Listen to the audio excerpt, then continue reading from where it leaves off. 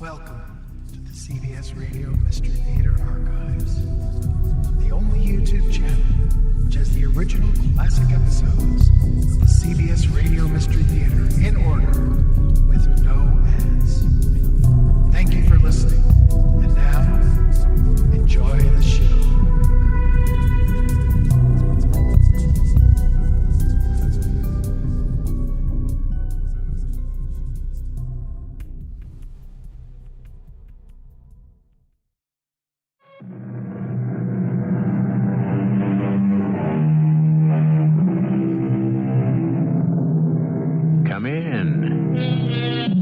Welcome. I'm E.G. Marshall.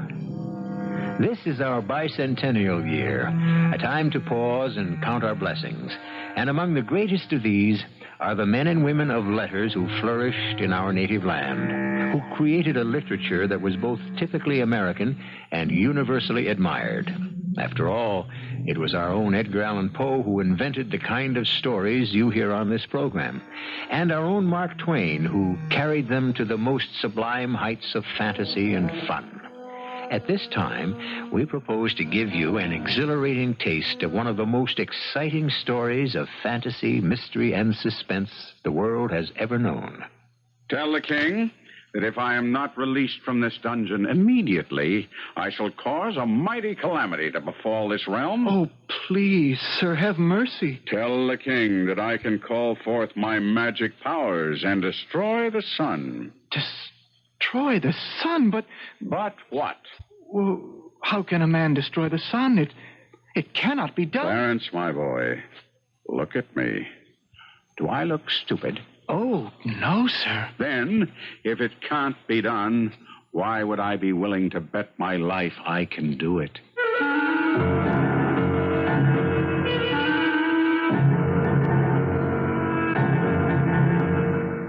Our mystery drama, A Connecticut Yankee in King Arthur's Court, was adapted from the Mark Twain classic especially for the Mystery Theater by Sam Dann and stars Kevin McCarthy.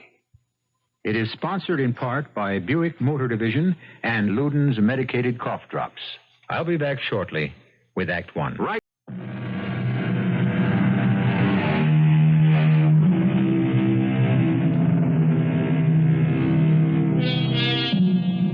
Mark Twain begins his story with these words.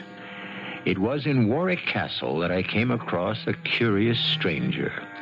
He attracted me by his candid simplicity, his marvelous familiarity with ancient armor, and the restfulness of his company. I thought I would tell you my story, but I've kept a journal. Oh, how long ago that was. Do you know about transmigration of souls? Do you know about transposition of eras and bodies? Ah, well, read and learn. He was gone. I examined the sheaf of papers he had left with me. Most of it was parchment, yellow with age. Old, incredibly old. Carefully, as I feared they would crumble within my fingers, I began to turn the pages. And now begins the stranger's story. I'm an American, born and reared in Hartford in the state of Connecticut. A Yankee of the Yankees. My father was a blacksmith, my uncle was a horse doctor, and I was both at first. Then I went over to the great arms factory and I learned how to make everything. Guns, boilers, engine, just about any and every kind of machinery you can imagine. I had a couple of thousand men working for me, but although they were under my jurisdiction, they refused to be under my thumb. You there! Shut that machine down. Who says so? I say so. Well, who do you think you are? I'm the boss. Well, why didn't you go soak your head? I'm giving you an order. I don't take orders from you. How about this kind of an order? Now, shut that machine down. Well, you see, you couldn't explain to him he was doing the wrong thing and wasting company time and material. So I had to develop other methods of communication. Well, that worked out pretty good for a while. But as the good book says, he who lives by the fist. We had a big sulky fellow named, aptly enough, Hercules. A surly brute he was. Everybody left him strictly alone. I should have left him alone, too, but I had to prove who was boss. Oh, he laid me out with a crusher alongside the head that made everything inside crack. It seemed to spring every joint in my skull. And then suddenly the world went out in darkness.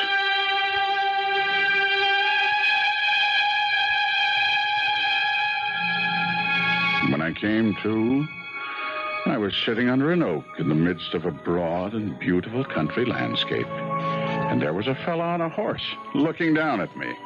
A fellow fresh out of a picture book. In old-time armor from head to heel, with a sword and a shield and a prodigious spear. His horse had armor on, too, with red and green trappings that hung all around him.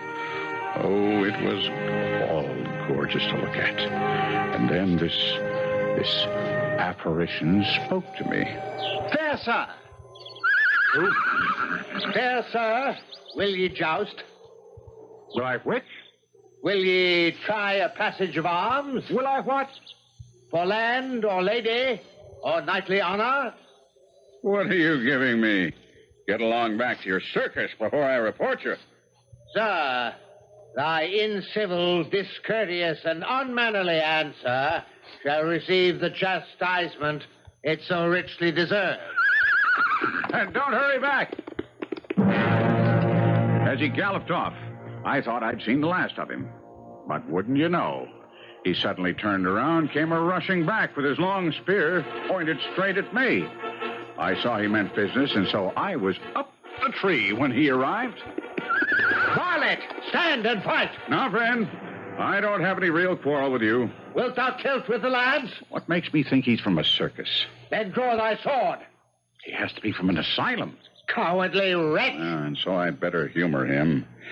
Friend. I be not friend of thine. Can't we discuss this reasonably? Dost thou acknowledge thyself captive of my sword and spear? Absolutely, and I'll be sure to acknowledge it to your keeper. But of a surety, thou must this acknowledge to my keeper and thine, his beloved majesty, King Arthur. How far are we from Bridgeport? Bridgeport? I wit not the name. Come, we hie toward Camelot. Camelot? You're kidding. Of a surety, varlet, thou art most free with thy tongue, and thou speakest the strangest language. Camelot. Camelot. I repeated the word over and over. Camelot was probably the name of the asylum from which this lunatic had escaped. Well, I walked along beside his horse, hoping, expecting at any minute to see a familiar sign. And without warning, there stood in front of me a huge castle with flags and banners flying from the towers. I stopped. I was almost petrified with shock, because I could see the place was filled with people dressed in the most outlandish costumes. And when they saw me, they were almost struck dumb with fright. Fear not, gentlefolk. This dark and evil magician can do no further harm. I have vanquished him in terrible combat.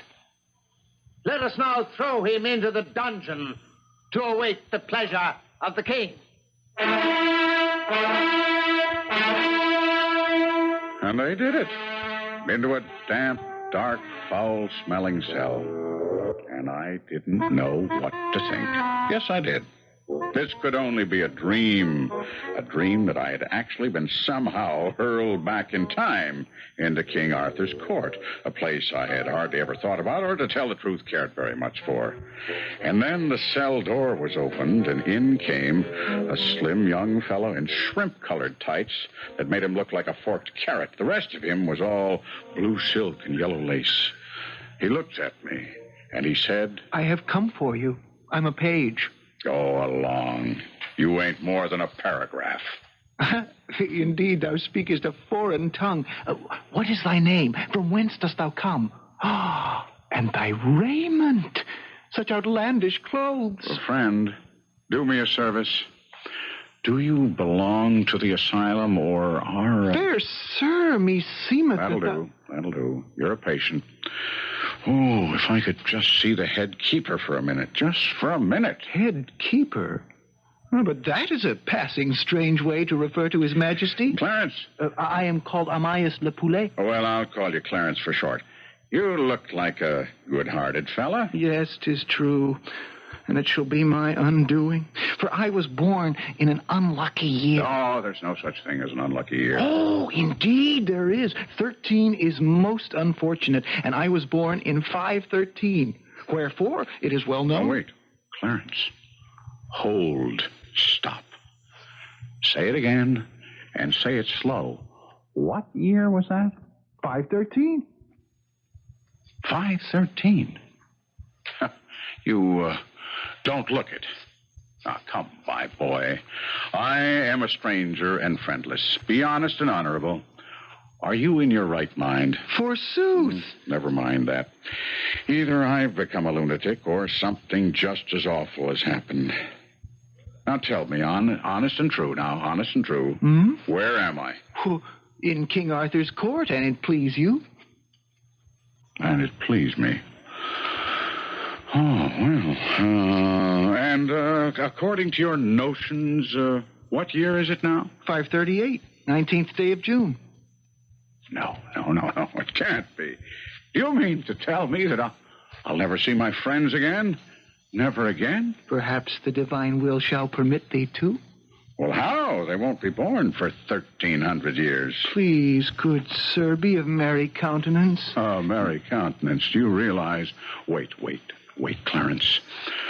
What virtue are we Yankees celebrated for throughout the civilized world? Mayhap I have not heard. Thrift, Clarence. Thrift. Now, your true Yankee never throws anything away, because you can never tell when it'll come in handy. I happened to read one time that the only total eclipse of the sun during the first half of the 6th century occurred on June 21st, 538 A.D. at exactly 3 minutes after noon. Eclipse? Good sir. Yes, sir, Clarence. Eclipse. Eclipse. Is it peradventure something good to eat? Now, ask me how I intend to use that seemingly unimportant, insignificant, no account, irrelevant little fact. Ask me. If it please you, sir. You say this is the 19th of June, 538? Well, Clarence, I say it's the 19th of June, 1879. What magic dost thou speak, sir? In either case, the day after tomorrow has to be the 21st. No eclipse is scheduled at all in 1879. Therefore, if we do have one, it's no dream, Clarence. It's no dream. Come, sir. It is the signal that the dinner is done at the round table, and my master and thine, Sir Kay, desires to show thee before the king in the court. Sir Kay? Yes, sir. And what plans does Brother Kay have for me? Oh, sir, jest not. No humble monk is he. Sir Kay is foster brother to our liege King Arthur himself. He will have thee kept here till thy friends ransom thee. Clarence, none of my friends have been born yet. Oh, sir, speak not such madness. All right, let's go. Get the exhibition over with. And what if I am among lunatics? I'm smart enough to become boss of the asylum. Boss? Is that thy name? Sir Boss?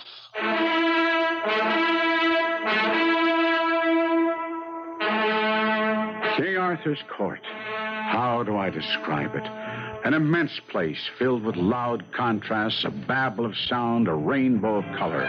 The place was a madhouse, and at the center, a round table.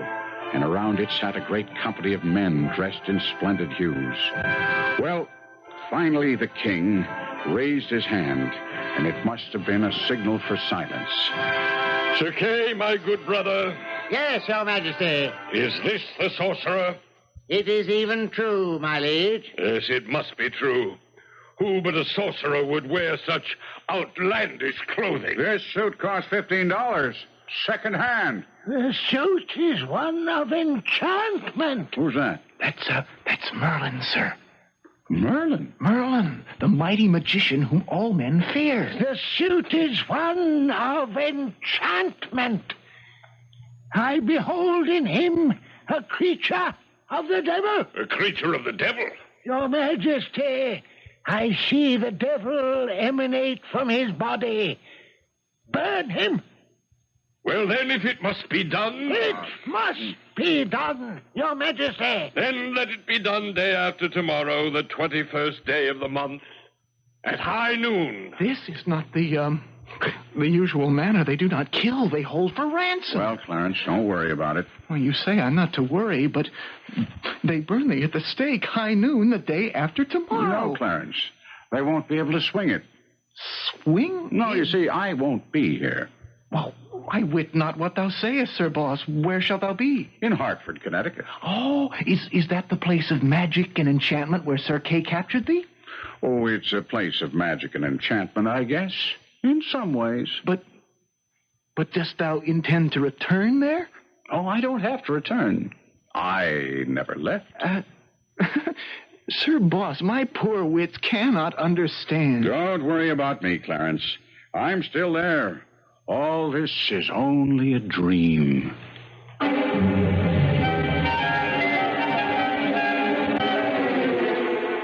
And I read on in the stranger's ancient manuscript, where he says he was carried off to a dark and narrow cell in a damp and filthy dungeon, with some scant remnants for dinner, some moldy straw for a bed, and no end of rats for company. And we must leave him there until it is time to return with the second act in just a few moments.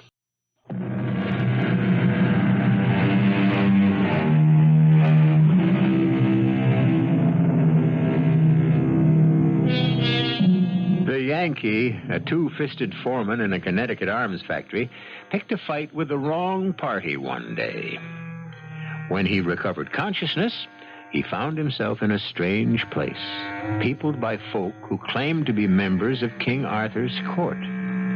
Indeed, because of his odd 19th century clothes and manner, he has been judged a sorcerer and has been condemned to the stake, the usual fate of such people in those times.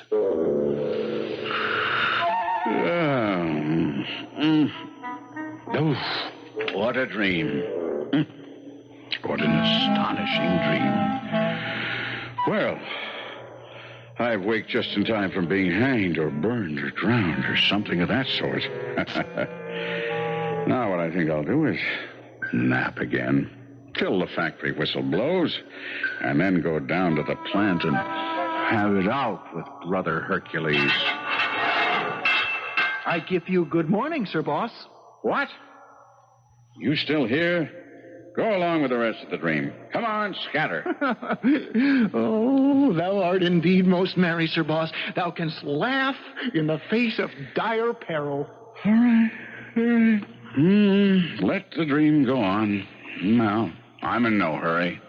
Prithee, Sir Boss, what dream? What dream? Why, the dream that I'm in right now. The dream that I'm in King Arthur's court. A person who never existed, and the dream that I'm talking to you, who are nothing but a work of my imagination. Oh, indeed. And is it a dream that thou art to be burned tomorrow noon? Answer me that. Clarence, I need you. I, Sir Boss? Clarence, the only friend I have. Don't fail me. Help me devise some way to escape this jail. Escape? Yes, escape. Oh, do but hear thyself, Sir Boss. Escape? The corridors are filled with men at arms. No doubt. But how many? Huh? Not too many, I hope. Or full score. One may not hope to escape. Besides, there be other reasons. Weightier reasons. Other reasons? What are they? Well, 'tis said Merlin, in his malice, has woven a spell about this dungeon. A spell? And there bides not the man in this kingdom desperate enough to cross its lines with you. Oh, now, God pity me, I've told it. And you, Sir Boss. Yes? Be kind to me. be merciful to a poor boy who means thee well, for shouldst thou betray me, I'm lost. Sir Boss. Sir Boss, please. Please. Merlin.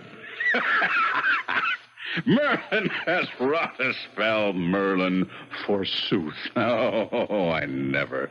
Merlin, that cheap old humbug. Sir That Boss. maundering old fool. Bosh, pure bosh. The silliest bosh in the world. Beware, beware. These are dreadful Of words. all the childish, idiotic, chuckle-headed, chicken-livered superstitions I ever... Do you know why I laughed? No, but for our blessed lady's sake, do it no more. Well, I'll tell you why I laughed. I laughed because I'm a magician myself. Thou? Hmm? Thou? That's absolute sooth, Clarence. Thou? A magician? I've known Merlin 700 years. Don't interrupt. He's died and come alive again 13 times, and he always travels under a new name. Smith, Jones, Jackson, Robinson, Peters, Haskins, Merlin. Always has himself a brand new alias. I knew him in Egypt 300 years ago. 300? In India 500 years ago. And he's always blathering around in my way every place. He makes me tired. He don't amount to shucks as a magician. Knows some of the old common tricks, I grant you, but he's never gotten beyond the rudiments and never will. But, Sir He's Boss... well enough for the provinces. One-night stands and all that sort of thing, you know. But, dear me, he oughtn't to set up as an expert. But Merlin Anyway, is... not where there's a real artist. Clarence, I'm going to remain your friend right along, and in return, you must be mine. I want you to do me a favor. Aye? Get If it be word- my power. Get word to the king that I'm a magician myself, and the supreme grand high yuckamuck, and the head of the tribe at that. Tell him that I'm just going about quietly arranging a little calamity here that'll make the fur fly in these parts if Merlin's project is carried out and any harm comes to me. Will you do me that little favor, Clarence? Oh, Sir Boss, please, I'm frightened. Now, Clarence. Promise me, poor sinner that I am, poor unworthy sinner, that thou shalt always be my friend, Sir Boss. Sure. Thou shalt never turn against me. Never. Never cast any of thine awful enchantments against me. Absolutely. And thou wilt always protect me. Always. Well, then, I hasten to do thy bidding. Well, I could see how things work in this asylum. People simply take you at your word. So I was feeling good for a while. And then it occurred to me, when this boy calms down, he'll wonder why a great magician like me should have to beg a nobody like him for help. And he'll see that I'm a humbug. But then I reasoned, these lunatics can't really think. So I felt better. But then I got frightened again. I had sent the lad to scare his betters with a threat. Suppose they called my bluff. What could I do? Should have thought about my calamity first. Well, maybe the threat itself will be enough. Maybe. Clarence? Sir Boss? Well, Clarence? Speak. Tell me. Give me the verdict. I hasted the message to our liege, the king. Yes? And Yes. straight away, he had me led into his presence. He was frightened, even to the marrow. And straight away, he said... I give the order for the instant enlargement of, what name is this mighty enchanter, lad? Sir Boss. Sir Boss.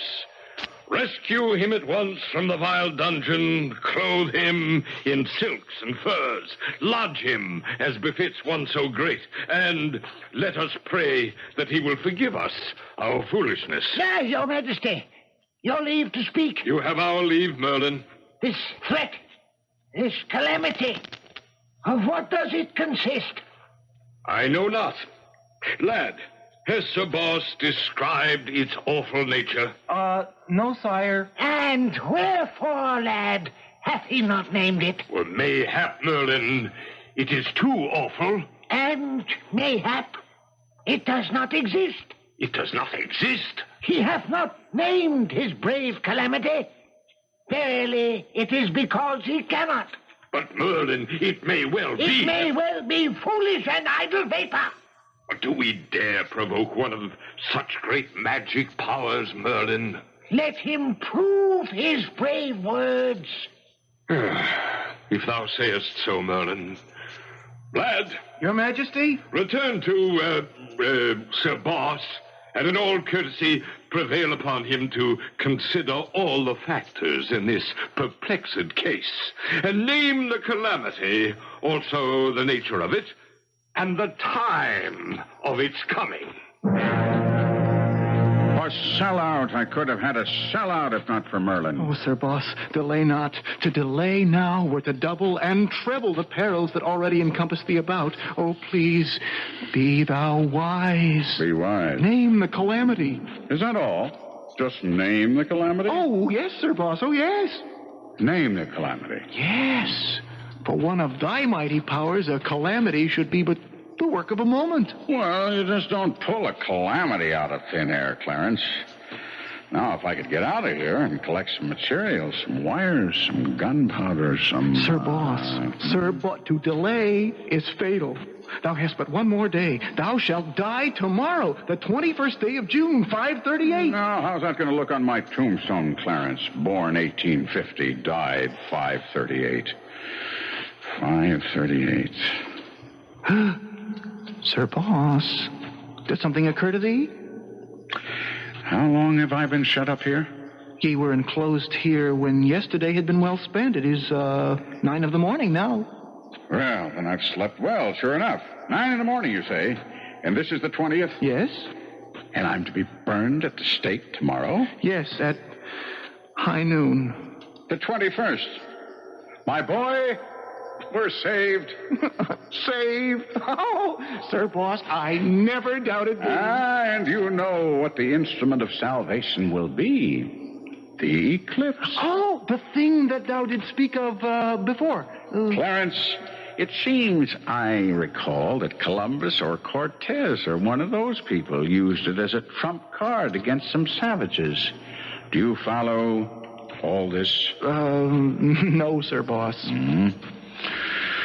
Why don't I play that trick myself? Sir Boss, if thou canst arrange for a calamity... And why not? Wouldn't be plagiarism, because I'd be getting it in nearly 1,000 years ahead of those parties. Sir Boss, life hangs upon it. Dost thou have a calamity? Now, just tell me once again, tomorrow is the 21st day of June, and this is the year 538. It is true, Sir Boss. Well, very well, Clarence. You shall go to the king, and I shall tell you what to say. I await thy words. You shall say to the king that at the noon hour tomorrow, I will smother the whole world in the dead blackness of night. I will blot out the sun, and it shall never shine again. The fruits of the earth shall rot for lack of light and warmth, and the peoples of the earth shall famish and die to the last man. Go, tell this to the king.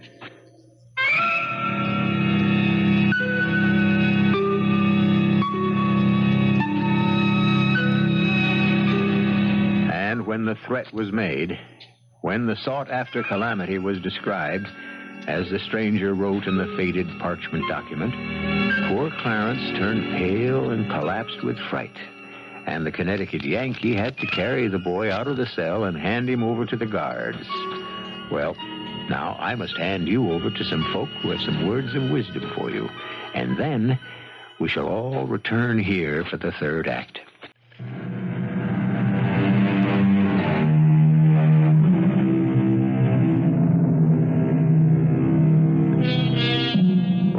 Where is Mr. Mark Twain's misplaced Connecticut Yankee?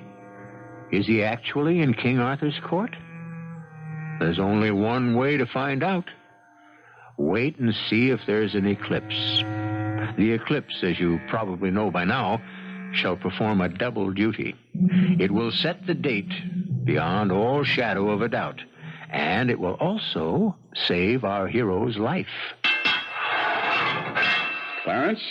Did you deliver my message? Oh, yes, Sir Boss. And? Oh, all were struck dumb with fear and dread. Let this be a lesson to you. Never lose hope, do you hear? I hear, Sir Boss. Even when it's darkest. It is even so. Now, tomorrow. Tomorrow, I could have submitted meekly, given way to fear and terror. But I thought my way out of a tight place instead. And tomorrow noon, they'll conduct me to that stake, but I won't be burned on it. No, Sir Boss. Tomorrow noon, I shall become the most powerful man in the kingdom. I can't wait for tomorrow. And I'll even tell you something else, Clarence. We may not have to wait for tomorrow. True, Sir Boss. Because, true. you see, the calamity that I told you to describe to these people. Do not say those dread words I'm again. sure everyone's terrified. Isn't that true, Clarence? Verily, Sir Boss. Well, if I know human nature, they'll come here to see me, to try to compromise. And Clarence, listen, even as I mention it, it's the compromise on its way. Listen, they're coming. And if it's a good compromise, I'll accept. But if it isn't, I mean to stand my ground and play my hand for all it's worth. Sir Kay, and to what do I owe the honor of this visit? The steak is ready. Come. The what? The steak. Oh, but there's been some mistake. The execution's set for tomorrow. The order has been changed and set forward a day. But today Look, No. It has to be tomorrow. It has to be. Come, it is almost noon. Hasty. Lost. I was lost. There was no help for me now. I was done for good. I was dazed. I was stupefied. I had no command over myself. The soldiers took a hold of me and pulled me along with them out of the cell and along the maze of corridors and finally into the fierce glare of daylight in the upper world. And as we stepped into the vast enclosed courtyard of the castle, I received a shock. The first thing I could see was the stake. We see before us one who has threatened to destroy the sun and thus end for all time all life on this earth. I say he speaks falsely. I say he is an impostor. Merlin, speak thou more gently. Mayhap he does plan something magical? There is no need to placate this false magician's hour. Soon we shall see if he can save himself. I scarcely heard Merlin's gloating voice. I knew now. I was a man without hope, and with each passing moment, the realization that I was about to die crept inch by inch through my veins and turned me cold. Sir Boss. Sir Boss. Clarence, what are you doing here? I am thy servant, Sir Boss. It is meet that I serve thee to the end, but there shall be no end. There shall be no end, you say? We know thou hast prepared a calamity. I had prepared a calamity, Clarence. Has aught gone amiss, Sir Boss? They changed the day on me.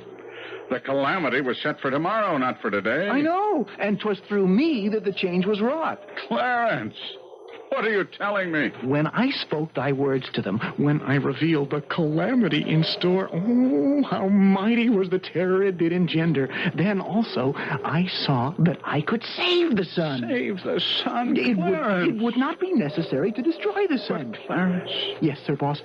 Thou canst very well destroy the sun and return to thy far-off realm. But all here would be dead. That was the idea. Yeah, and so I pretended unto this one and that one, the king, Sir Kay, Merlin, Sir Lancelot, that thy power against the sun could not reach its full until tomorrow. Clarence, So if any would save the sun and save the world, thou must be slain today, while thy enchantments are but in the making and lack their full potency. Maybe I should have explained that... It was but a foolish lie, but you should have seen them seize it and swallow it in the frenzy of their fright, as if it were a salvation from heaven.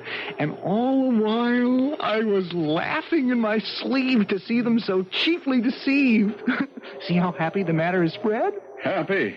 For whom? Well, for all of us. Consider, thou wilt not need to do our son a real hurt. Make but a little darkness. A little dark. Only the littlest little darkness. And cease with that. Sure. Mm-hmm. When they see that first shadow fall, they will go mad with fear.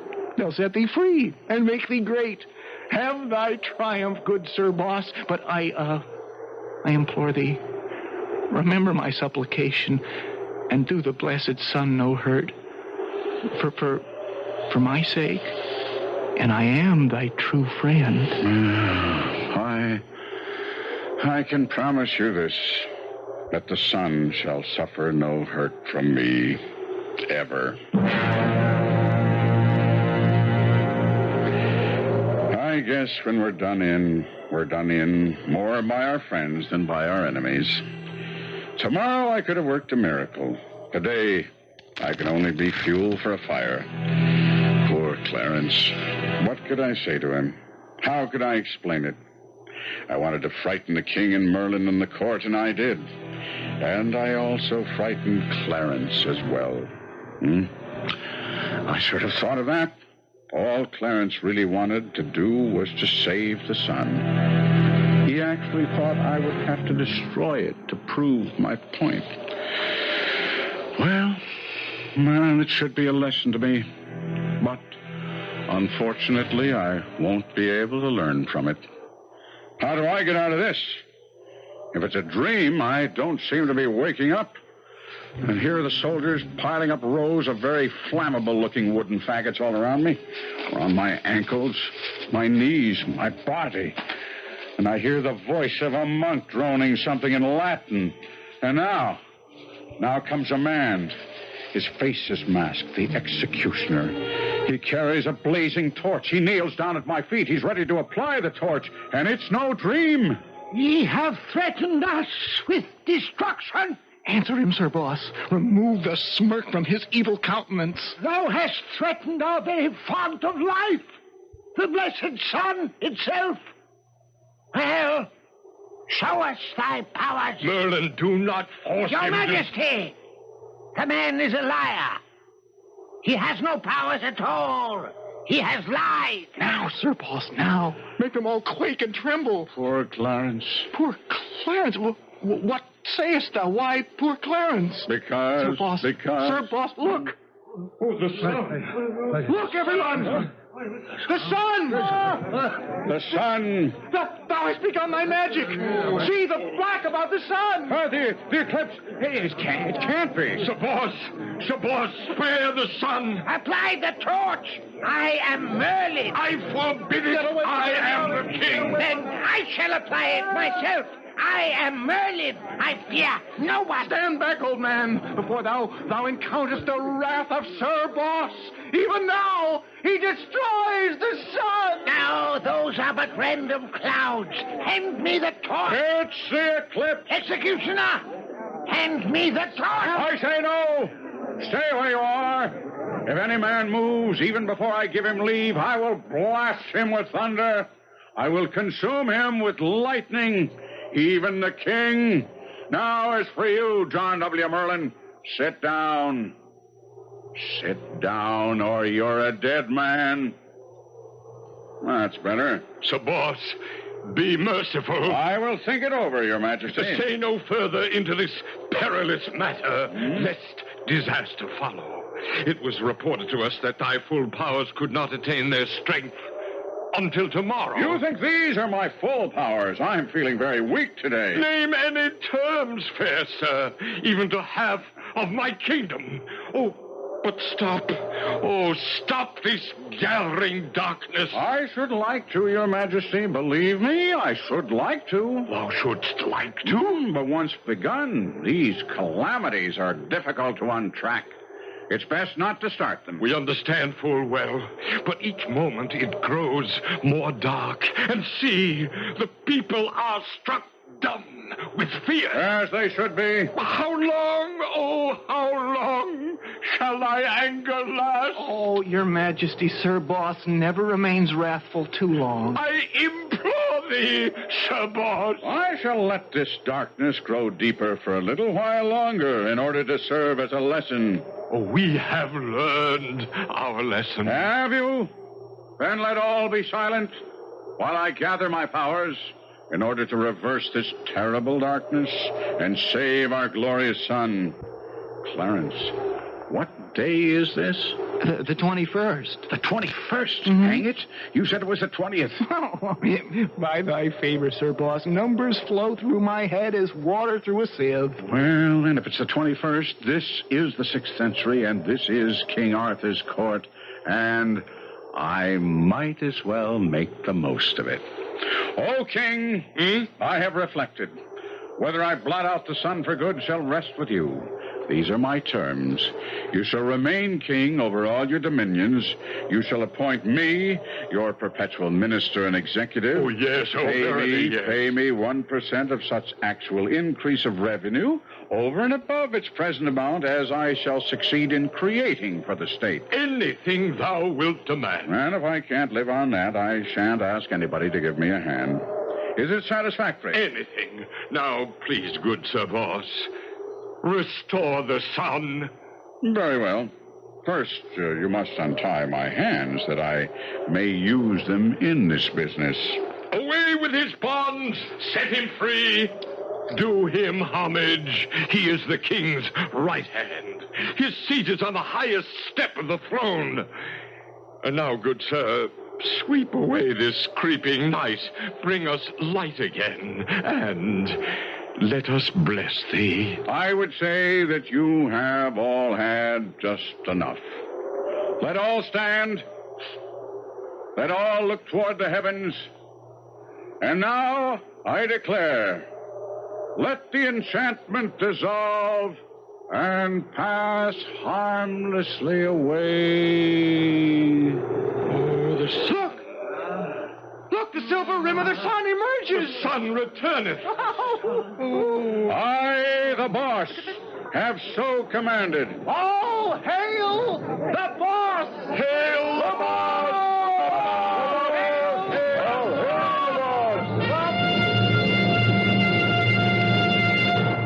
And so he became the boss.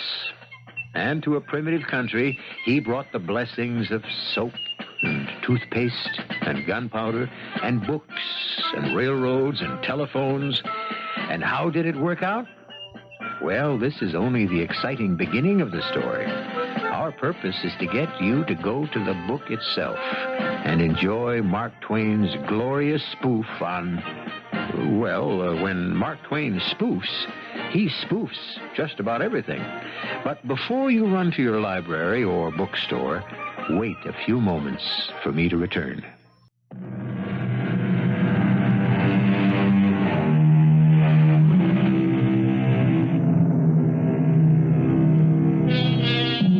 A Connecticut Yankee in King Arthur's court. All we could hope to do in the limited time allotted us was get him there. You, of course, should follow his progress.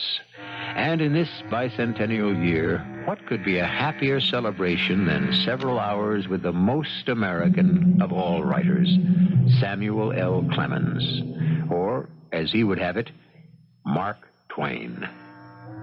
Our cast included Kevin McCarthy, Robert Dryden, Russell Horton, and Arnold Moss. The entire production was under the direction of Hyman Brown. And now, a preview of our next tale. Lawyer Wilson. What could he have said? Hay, feed, and grain merchant Wilson. What could he have said? Go down the list. Robert Titmarsh, Eliphalet Weeks, Archibald Wilcox, Ingoldsby's sergeant. What could he have said? What did he say? What could he have said? It was the only topic of conversation. The 19 incorruptibles, starting with Banker Pinkerton on top and ending with poor Edward Richards on bottom, walked about with white and drawn faces, as if each of them was feverishly figuring out a way to get at that money. A head of steam was building higher and higher and fiercer and fiercer. Sooner or later, it would have to bust. Radio Mystery Theater was sponsored in part by True Value Hardware Stores and the Greyhound Ameripass. This is E.G. Marshall inviting you to return to our Mystery Theater for another adventure in the macabre. Until next time, pleasant dreams.